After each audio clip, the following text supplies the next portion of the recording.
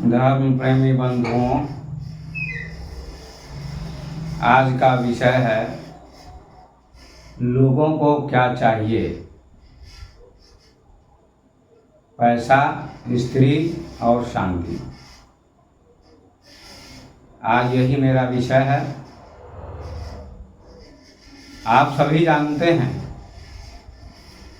कि दुनिया के तमाम लोगों की इच्छा क्या होती है, दुनिया के लोग क्या चाहते हैं।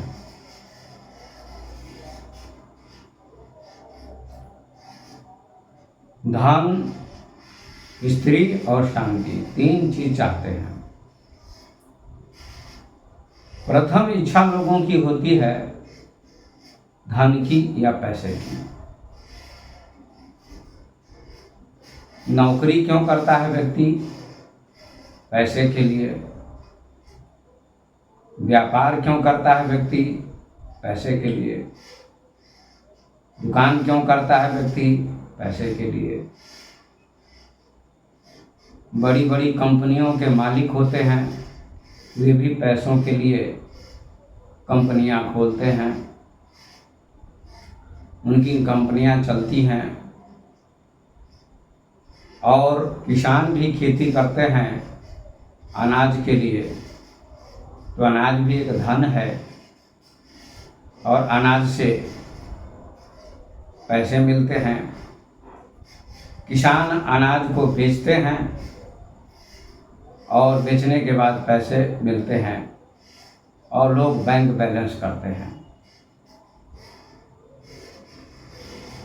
तो सबके मूल में धन है। पैसा भी एक धन है, चल संपत्ति है। जमीन भी एक धन है जो अचल संपत्ति है। तो धन दो प्रकार का होता है, संपत्ति दो प्रकार की होती है, अचल संपत्ति और चल संपत्ति। दोनों की जरूरत दोनों को पड़ती है। धन के बिना काम नहीं चलता। हर काम के पीछे लोगों का आयोजन होता है, लोगों की योजना होती है कि हमको धन मिले, पैसा मिले। और आज तो बैंक बैलेंस किया जाता है और प्रत्येक व्यक्ति बैंक बैलेंस करता है कि हमारी आगे की पीढ़ी भी इन पैसों से जीवन चलाएगी, इन पैसों का सदुपयोग करेगी। इसलिए प्रथम मूल में लोगों का उद्देश्य होता है धन या पैसा। आपने कहावत सुनी होगी, बाबू बड़ा न भैया, सबसे बड़ा रुपया। ये देहाती कहावत है, गांव की कहावत है, ग्रामीण कहावत है। अर्थात पैसों की जरूरत सबको होती है, धन की जरूरत सबको होती है और धन के बिना काम भी नहीं चलता। चाहे संत हो, चाहे महात्मा हो, चाहे योगी हो, चाहे राष्ट्रपति हो, चाहे प्रधानमंत्री हो, चाहे कलेक्टर हो, चाहे प्रोफेसर हो, चाहे डॉक्टर हो, चाहे इंजीनियर हो, चाहे शिक्षक हो, चाहे किसान हो, जितने भी लोग दुनिया में हैं सबको धन की जरूरत है। और धन के लिए इतनी आपाधापी चल रही है, इतनी बेचैनी लोगों के मन में है, लगता है सब कुछ धन ही है। धन की भी आवश्यकता है, धन के बिना काम नहीं चलता, क्योंकि ज्ञानियों ने कहा है बिना धन धर्म न होहि कबीसा। बिना धन के धर्म भी नहीं होता है। तो धन की आवश्यकता होती है, धन की जरूरत होती है, लेकिन धन के लिए लोग तबाह रहते हैं। सुबह से शाम तक लोग धन के लिए ही प्रयत्न रहते हैं, प्रयास करते हैं, एड़ी चोटी का पसीना बहाते हैं। कितना धन हो जाए, धन का अंबार लग जाए, पूरब से पश्चिम तक, सूर्योदय से सूर्यास्त तक का राज्य हमको मिल जाए। इतनी संपत्ति होनी चाहिए। संपत्ति से किसी का मन तृप्त नहीं होता है, संतुष्ट नहीं होता है, इच्छा बढ़ती जाती है, इच्छाएं बढ़ती जाती हैं। और आज संसार में इतना धन हो गया है किसी धनवान से पूछिए आप तृप्त हैं तो तृप्त नहीं है। करोड़ों अरबों रुपए लोग बैंक बैलेंस करते हैं। आप मुकेश अंबानी से पूछें, अडानी से पूछें, अमिताभ बच्चन से पूछें, बड़े बड़े उद्योगपतियों से पूछें, टाटा बिरला से पूछें, अमेरिका के धनियों से पूछें, क्या आपको धन से संतुष्टि हो गई है? कोई भी नहीं उत्तर देगा कि धन से संतुष्टि हो गई है। धन की इच्छा बढ़ती जाती है। जैसे आग पर घी डालने से आग बढ़ती जाती है, प्रज्वलित होती है, इसी प्रकार से धन की इच्छा बढ़ती जाती है। लेकिन धन की भी जरूरत है। किसी भी ज्ञानी ने नहीं कहा कि धन की जरूरत नहीं है। हर ज्ञानी ने कहा धन की भी जरूरत है,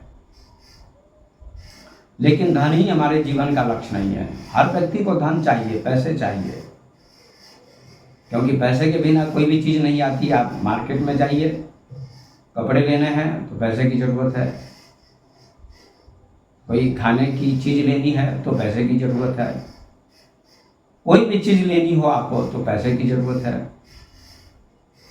तो बिना पैसे के काम नहीं चलता, एक कदम भी व्यक्ति नहीं चल सकता। पर व्यक्ति इतना तबाह हो जाता है, इतना परेशान है, सारी दुनिया परेशान है, बेचैन है, लोगों को फुर्सत नहीं मिलती है एक क्षण बैठकर कि मैं कौन हूँ, कहाँ से आया हूँ, मुझे क्या करना है। लगता है जीवन का लक्ष्य पैसा ही है, ऐसा लगता है।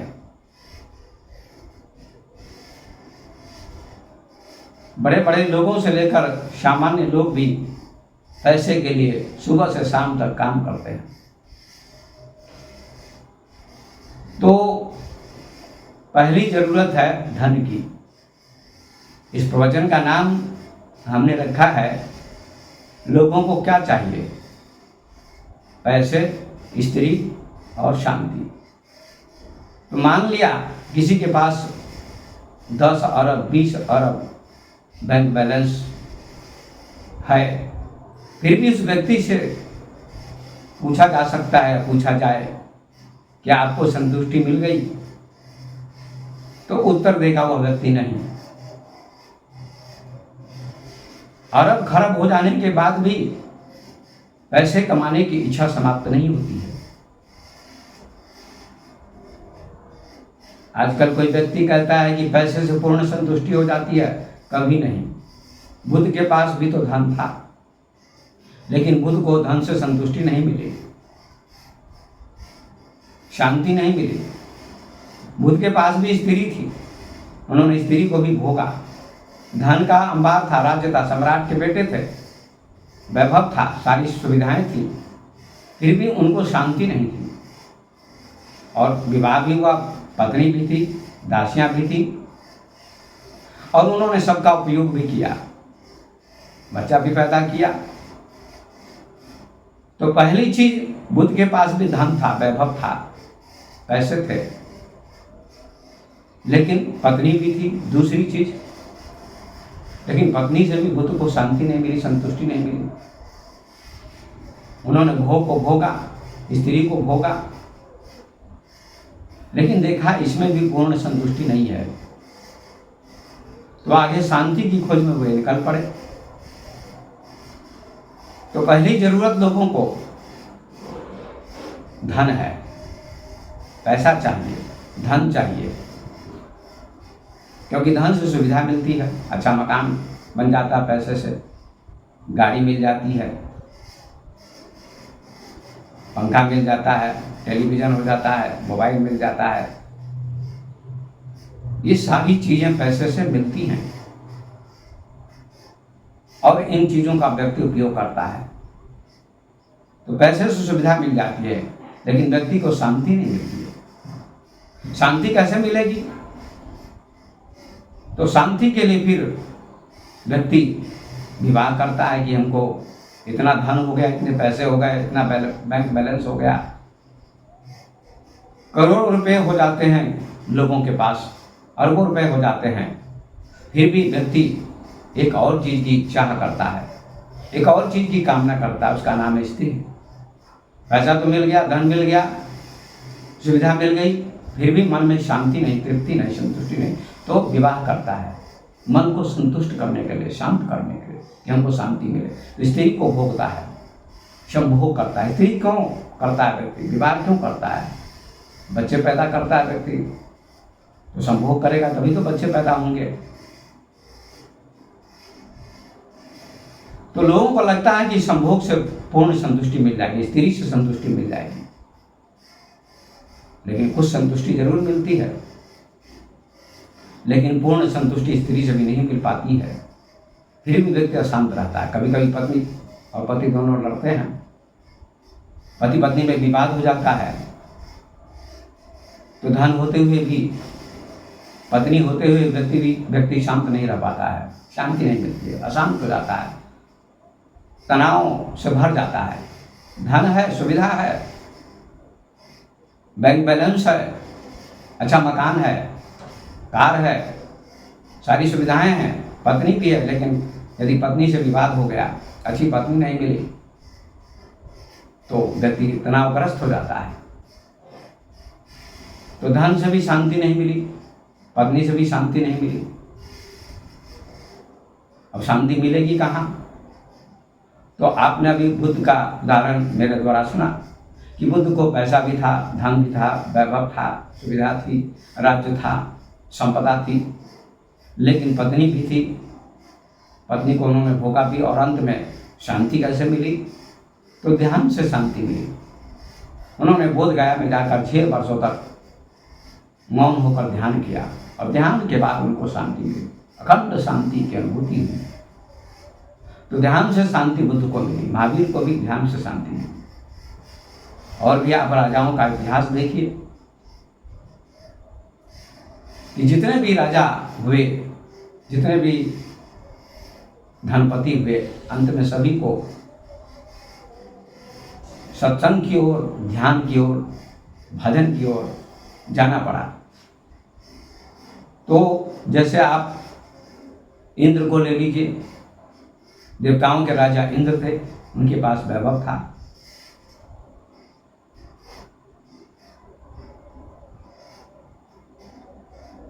इंद्र देवताओं के राजा कहे जाते हैं, उनके पास तो वैभव था, स्वर्ग का राज्य था उनके पास, स्वर्ग का पद मिला था इंद्र को, फिर भी इंद्र को संतुष्टि नहीं थी। पत्नी भी थी सची, फिर भी इंद्र को पूरी संतुष्टि नहीं थी। इंद्र का पद होते हुए भी इंद्र असंतुष्ट थे, देवताओं के राजा कहे जाते हैं। और आपने सुना होगा कि पत्नी अपनी थी, सची नाम की पत्नी, फिर भी अपनी पत्नी से संतुष्ट नहीं थे इंद्र। तो गौतम की पत्नी अहिल्या जो बहुत सुंदर थी, उससे जाकर छल पूर्वक सहवास किया, संभोग किया। तो वैभव के होते हुए भी इंद्र पद मिला था, स्वर्ग का राज्य था इंद्र के पास, फिर भी इंद्र पद से भी इंद्र को संतुष्टि नहीं थी। तो स्त्री से संतुष्टि चाहते थे, और अपनी स्त्री से नहीं, अहल्या जैसी ऋषि की पत्नी से इंद्र ने छलपूर्वक संभोग किया। मतलब स्त्रियों की कामना हर व्यक्ति के मन में होती है, चाहे इंद्र हो, चाहे इंद्र के गुरु बृहस्पति हो, चाहे बलि हो, चाहे बलि के गुरु शुक्राचार्य हो, सभी के पास वैभव था और पत्नियां भी थी। सब ने वैभव का उपयोग भी किया, लेकिन वैभव से भी पूरी शांति उनको नहीं मिली, उन लोगों को, न इंद्र को, न बलि को, न बृहस्पति को, न शुक्राचार्य को, और अंत में सबके पास पत्नियां भी थी, सबने पत्नियों का उपभोग भी किया।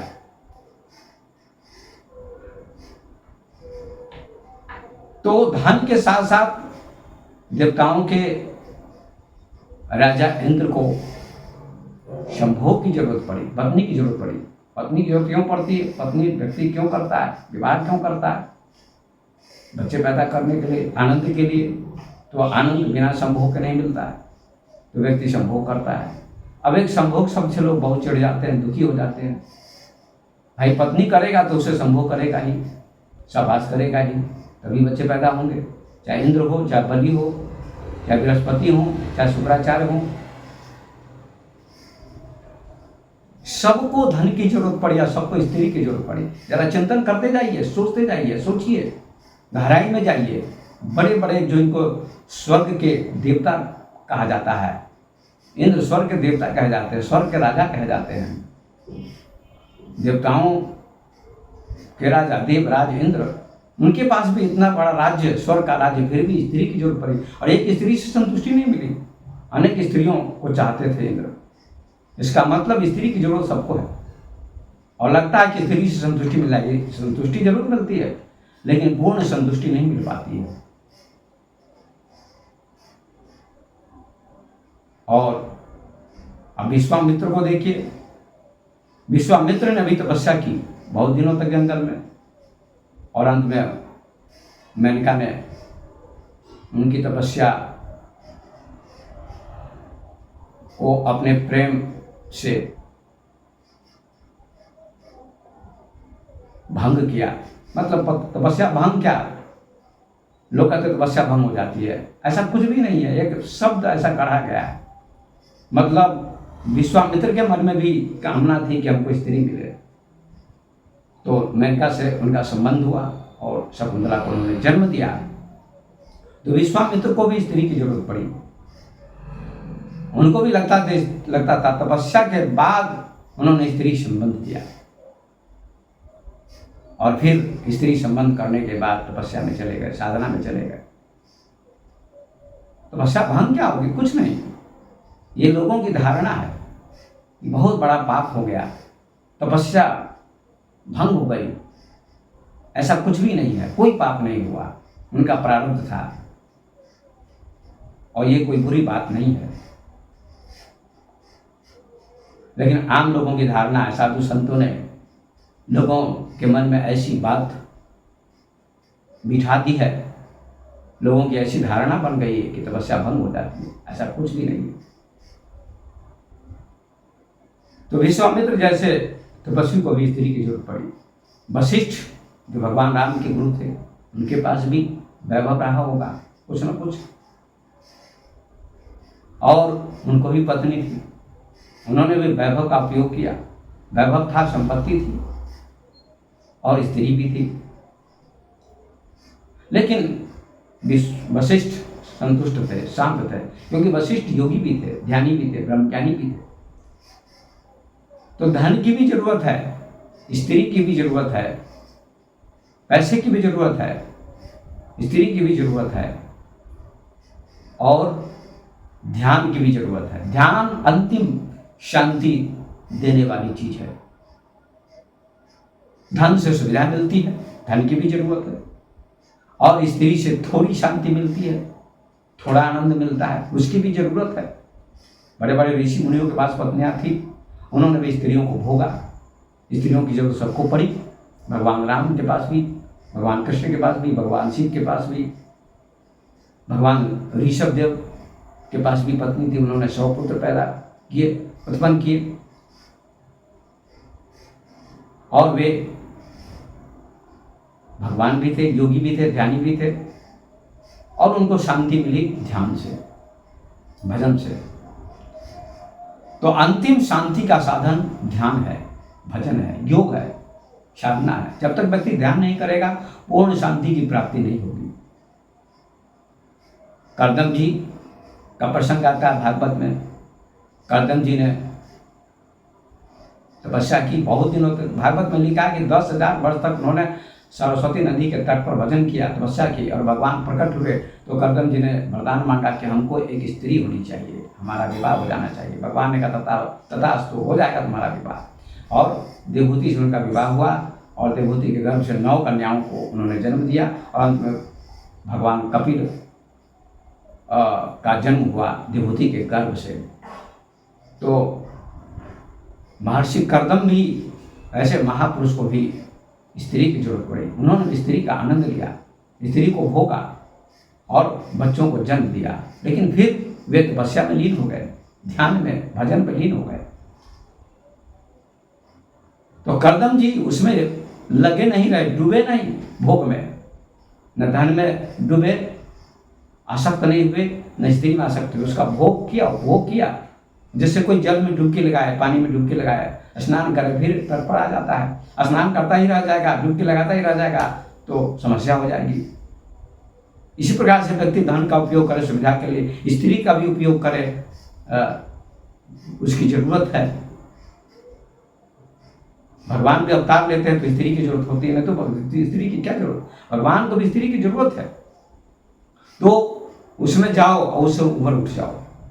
ओशो यही कहते हैं, महान क्रांतिकारी ओशो, जिन्होंने संभोग से समाधि की ओर पुस्तक उनकी है, व्याख्या की बंबई में, तो पूरे देश में हलचल मच गई और पूरी दुनिया आज जानती है, पूरा भारत आज जानता है। उन्होंने सही कहा, संभोग से समाधि की ओर, संभोग में जाओ और फिर समाधि की ओर जाओ, संभोग से समाधि की यात्रा करो, उसमें डूबे मत रहो, आसक्त मत रहो।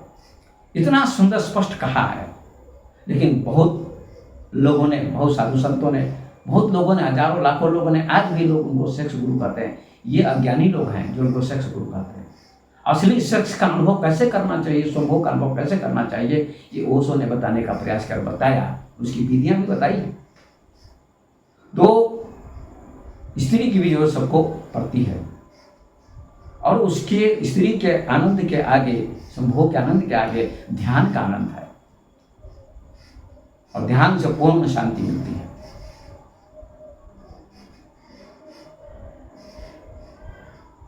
आप ध्रुव का प्रसंग पढ़िए भागवत में, प्रहलाद का प्रसंग पढ़िए, कथाकार लोग उनकी कथा करते हैं, ध्रुव की कथा करते हैं, प्रहलाद की कथा करते हैं। ध्रुव जी ने 5 वर्ष की उम्र में तपस्या की जंगल में जाकर, और वहां भगवान आए, कथाकार कहते हैं, और भगवान ने दर्शन दिया। ध्रुव धन्य हो गए। भगवान ने कहा ध्रुव से जाओ अब राज्य करो। तो ध्रुव लौटकर जाते हैं। संक्षिप्त में मैं कहता हूँ, और उनके माता पिता ने, समाज ने स्वागत किया उनका, और अंत में उनके पिता उत्तानपाद ने उनको राजा बना दिया और उत्तानपाद चले गए कहीं तपस्या करने, जो भी हो। तो ध्रुव जी राज्य करने लगे। तपस्या के बाद उन्होंने राज्य स्वीकार किया, धन को स्वीकार किया, पद को स्वीकार किया, और 2 विवाह किए ध्रुव जी और उसे बच्चे पैदा किए। और भागवत में लिखा कि 36,000 वर्ष तक राज्य किया। ये तो एक कल्पना है, 36,000 वर्ष तक कैसे राज्य कोई कर सकता है। 36 वर्ष तक राज्य किया होगा, अच्छा राज्य किया होगा। और फिर जब उनका भी बुढ़ापा आया तो उन्होंने अपने पुत्र को राज्य दे दिया और बद्रीनाथ चले गए और वहाँ उन्होंने ध्यान करना शुरू किया, भजन करना शुरू किया। तो इसमें सोचिए, चिंतन कीजिए मेरे भाइयों, देश के लोगों, श्रोता लोगों, मैं आपसे बहुत निवेदन करना चाहता हूँ, आग्रह करना चाहता हूँ कि जो कथाकार लोग कहते हैं उसमें अधूरी बातें कहते हैं। जो विद्वान लोग कहते हैं, जैसा संगदेव जी हैं, अनिरुद्धाचार्य जी, देवकी नंदन जी, चित्रलेखा जी हैं, जया किशोरी जी हैं, बहुत सारे कथाकार हैं, लेकिन सही बात की व्याख्या नहीं करते, पर उनको लाखों करोड़ लोग फॉलो करते हैं। लेकिन मेरी इस बात को सुनने की कोशिश करें कि ध्रुव जी ने सबसे पहले तपस्या की, उसके बाद भगवान प्रसन्न हुए, ऐसा वर्णन है, ऐसी कथा है। और उसके बाद उन्होंने राज्य स्वीकार किया, विवाह किया, और 36 वर्ष तक या 36,000 वर्ष तक लिखा, जो भी हो, भागवत में ऐसा वर्णन है। और राज्य किया, अच्छी व्यवस्था राज्य की थी, अच्छा राज्य किया उन्होंने, और अंत में उन्होंने राज्य का भी त्याग कर दिया, तपस्या में चले गए। मतलब पहले उन्होंने धन को स्वीकार किया, तपस्या के बाद धन को स्वीकार किया ध्रुव जी ने, और राज्य को स्वीकार किया, धन को स्वीकार किया, पद को स्वीकार किया, उसके बाद स्त्री को स्वीकार किया, स्त्री को भोगा। आखिर उन्होंने संभोग किया होगा तभी तो बच्चे पैदा हुए होंगे। विवाह किया तो संभोग करना ही पड़ेगा। कोई भी व्यक्ति विवाह करता संभोग के लिए करता है। और ये सब सुनकर लोग चौंक जाते हैं। लेकिन मेरे भक्तों से और संसार के जो भी लोग सुन रहे हैं, चाहे जो भी मेरे चैनल से जुड़े हुए हैं, मैं निवेदन करता हूँ कि आप गहराई से सुनने का प्रयास करें। आप देवकी नंदन को सुनते होंगे, मैं उनकी निंदा नहीं करता हूँ, चाहे अनिरुद्धाचार्य की निंदा नहीं करता। कुछ बातें उनकी भी अच्छी होती हैं, लेकिन सभी बातें अच्छी नहीं होती हैं। कुछ काल्पनिक बातें भी कहते हैं, गुमराह करने वाली बातें भी कहते हैं बड़े बड़े कथाकार, लेकिन ये गहराई में जाने का प्रयास नहीं करते। लोग भी गहराई में जाकर सोचते नहीं, तर्क नहीं करते हैं। तो ध्रुव जी ने राज्य को भी स्वीकार किया, धन को स्वीकार किया, और स्त्री को भी स्वीकार किया। स्त्री से उन्होंने संभोग किया होगा, सहवास किया होगा, तो बच्चे पैदा हुए होंगे। उसके बाद अंत में उन्होंने स्त्री से भी आगे बढ़ गए, स्त्री के सुख से भी आगे जो सुख है वो सुख है भजन का, ध्यान का। तो ध्रुव जी बद्रिका आश्रम चले गए, वहाँ ध्यान किया, भजन किया और तब उनको शांति मिली, ध्यान से शांति मिली, भजन से शांति मिली। अंत में सब कुछ को भोगने के बाद त्याग किया उन्होंने। ये भी ओशो कहते हैं, भोग के बाद त्याग करो। तुम्हारे साधु संत का तो ओशो का कथन है। मैं इसलिए बार बार ओशो की चर्चा करता हूँ कि ओशो ने लोगों की आंखें खोलने का प्रयास किया, लेकिन लोग जो अंधे हैं वो समझना नहीं चाहते। बड़े बड़े साधु संत उनका नाम नहीं लेते, क्योंकि उनका नाम लेंगे तो उनकी दुकानें बंद हो जाएंगी, क्योंकि ओशो सूर्य के समान हैं।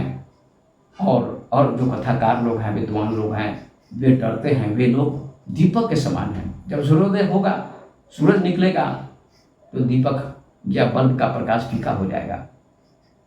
तो ओशो ने सत्य कहा है कि पहले भोगो तब त्याग अपने आप घट जाएगा। तो ध्रुव जी ने पूरा भोगा, धन को भी भोगा, पद को भी भोगा और स्त्री को भी भोगा, और उन्होंने त्याग कर देते हैं, घटित हो गया। जैसे वृक्ष का पत्ता जब पीला हो जाता है तो गिर जाता है, आम जब पक जाता है तो गिर जाता है अपने आप। इसी प्रकार से आदमी जब पूर्ण भोगता है, सही से भोगता है, डर पूर्वक नहीं, एकदम निर्भीक होकर भोगता है। और ये कोई साधु संत लोग कहना नहीं चाहते हैं, कथाकार नहीं कहना चाहते कि उनकी प्रतिष्ठा नहीं होगी। लोग उनको कहेंगे संभोग की बात आप करते हैं, स्त्री की बात करते हैं, भोग की बात करते हैं। एक असंग देव जी को, एक बंदियों को लोग बहुत फॉलो करते हैं, अनिरुद्धाचार्य जी को फॉलो करते हैं, लेकिन सब अनिरुद्धाचार्य जी के पास पत्नी है, बच्चे हैं, फिर कोई तर्क नहीं करता है कि आप इससे ऊपर उठे हैं कि नहीं उठे हैं। मैं उनकी निंदा नहीं करता हूँ, कुछ बहुत अच्छी अच्छी बातें भी करते होंगे, कहते हैं, लेकिन सही बात नहीं बोल पाते हैं, जीवन की बात नहीं बोल पाते हैं। असंग देव जी कबीरपंथी है ना, वो भी ऐसा ही कहते हैं, अच्छी बात कहते हैं, परिवार की बात करते हैं, लेकिन जीवन की जो गहराई की बात वो नहीं कहते हैं। कि संभोग की भी जरूरत है लोगों को। अगर संभोग आपके माता पिता नहीं किए होते तो आप कहाँ से होते। ओशो ने बहुत सुंदर बात कही एक जगह अपने प्रवचन में कि ये धरती धर्म से खाली हो जाएगी, हो जाती अगर बुद्ध न होते, महावीर न होते, कबीर न होते, नानक न होते, शंकराचार्य, विवेकानंद न होते, अष्टावक्र न होते, पतंजलि गोरख न होते, तो पृथ्वी धर्म से खाली हो जाती। क्योंकि उनके माता पिता अगर ब्रह्मचारी होते तो बुद्ध को कौन जन्म देता, महावीर को कौन जन्म देता, कबीर को कौन जन्म देता, राम को और कृष्ण को कौन जन्म देता, बुद्ध प्रहलाद को कौन जन्म देता, गांधी को कौन जन्म देता, रविंद्रनाथ टैगोर को कौन जन्म देता अगर उनके माता पिता ब्रह्मचारी होते तो। इसलिए ब्रह्मचारी शब्द कहना बहुत सरल है। जो ब्रह्मचारी वो ज़्यादातर पाखंडी होते हैं, वो मन ही मन स्त्री का चिंतन करते रहते हैं, ऊपर से ब्रह्मचारी बने रहते हैं। तो मैं कहना चाहता हूँ कि पहले धन यानी पैसा, लोगों को क्या चाहिए, लोगों को क्या चाहिए, पैसे या धन, दूसरी चीज स्त्री, और अंतिम तीसरी चीज है ध्यान, भजन, भक्ति, योग, मेडिटेशन। तो ध्रुव जी ने भी पहले राज्य को भोगा, पहले तपस्या की, उसके बाद फिर राज्य को भोगा, और उसके बाद फिर स्त्री को भोगा, और उसके बाद फिर स्त्री का त्याग हो गया, भोग का त्याग हो गया, और उसके बाद ध्यान करके भजन करके परमात्मा में लीन हो गए। तो क्रमशः उन्होंने यात्रा की, धन, स्त्री और ध्यान। ध्यान से शांति मिलती है। महर्षि पतंजलि ने भी कहा ध्यान और उसके बाद समाधि, ध्यान के बाद समाधि, ध्यान करो तो समाधि मिलेगी, मन परमात्मा में हो जाएगा। तो ध्रुव जी ने भी इनका उपयोग किया इन चीजों का। और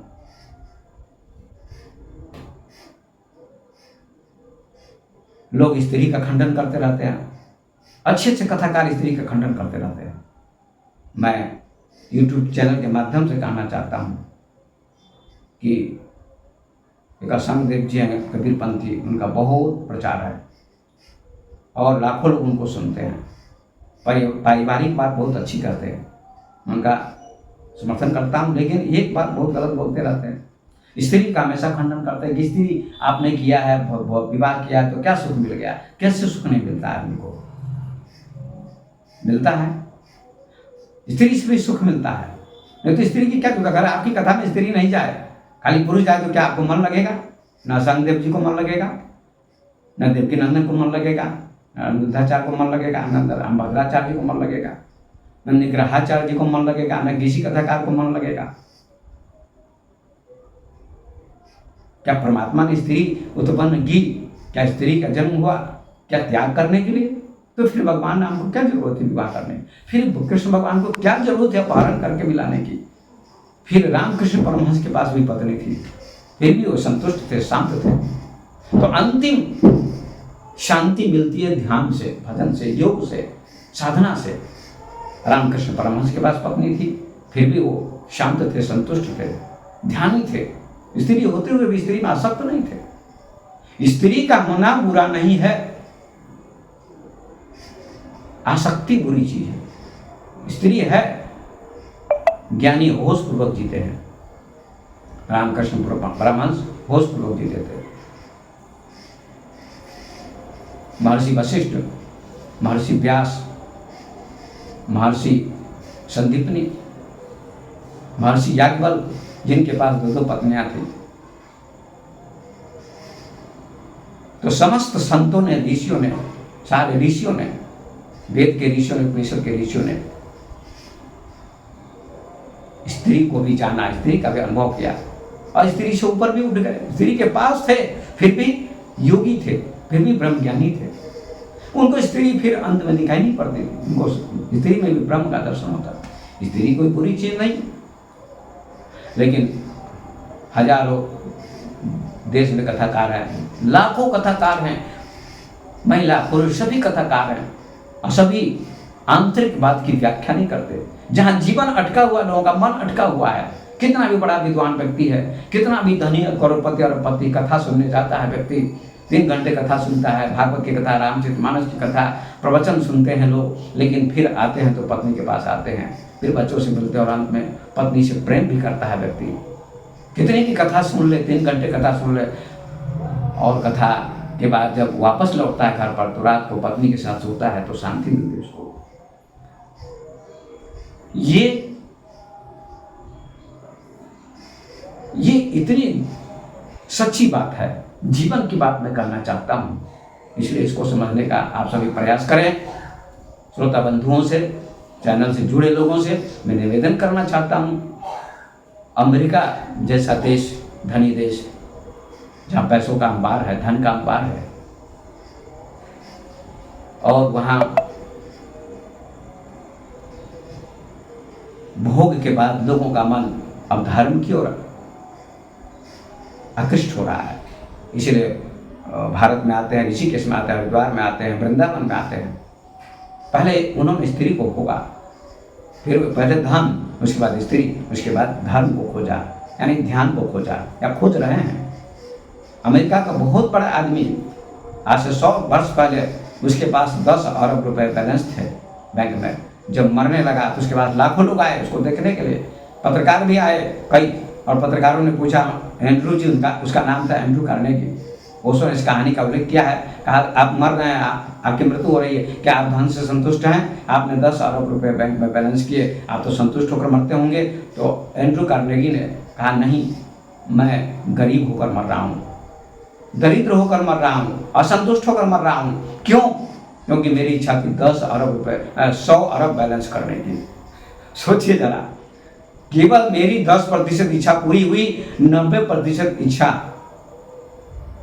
बाकी रह गई है। तो सज्जनों, लोगों को 3 चीज की जरूरत है। लोगों को क्या चाहिए?